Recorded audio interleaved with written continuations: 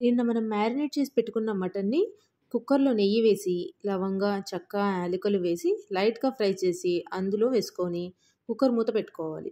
Water ఏమీ వేయలేదు ఎందుకంటే పెరుగు వల్ల చాలా వాటర్ వస్తుంది. 3 విజిల్స్ వచ్చాక చూస్తే మటన్ బాగా ఉడికిపోయింది.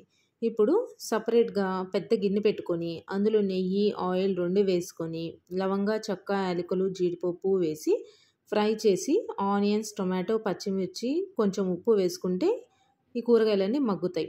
ఆ తర్వాత అల్లం వెల్లుల్లి పేస్ట్ వేసి ఫ్రై అయ్యాక కొత్తిమీర, పుదీనా వేసి లైట్‌గా ఫ్రై చేసి బ్రౌన్ షేడ్ వచ్చిన తర్వాత ఇందులో కొంచెం పెరుగు వేసుకోవడం మాత్రం మర్చిపోవద్దు. ఎందుకంటే కమ్మటి టేస్ట్ వస్తుంది. ఇప్పుడు మేము తీసుకున్న రైస్‌కి సరిపడా వాటర్‌కి కొంచెం వాటర్ తక్కువే తీసుకున్నాం. ఎందుకంటే కుర్మాలో కూడా వాటర్ ఉంటది కాబట్టి. సో, ఇందులోనే పచ్చి కొబ్బరి పేస్టు, పాలు వేసి ఉప్పు చెక్ చేసుకొని కాసేపు వెయిట్ చేస్తే వాటర్ బాయిల్ అవుతుంది.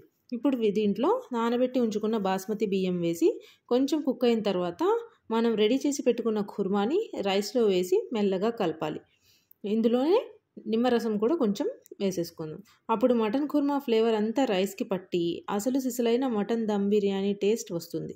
అంతే, ఫైనల్గా కలర్ఫుల్గా ఉండడం కోసం కొంచెం ఫుడ్ కలర్ యాడ్ చేసుకొని దమ్ అవ్వడం కోసం వదిలేయాలి. మూత తీయకుండానే స్మెల్ అదిరిపోతుంది. మీరు ట్రై చేసేయండి. ఎలా ఉంది మటన్ దమ్ బిర్యానీ ప్రిపరేషన్స్? మీకు నచ్చిందా? మీరు ట్రై చేస్తారా?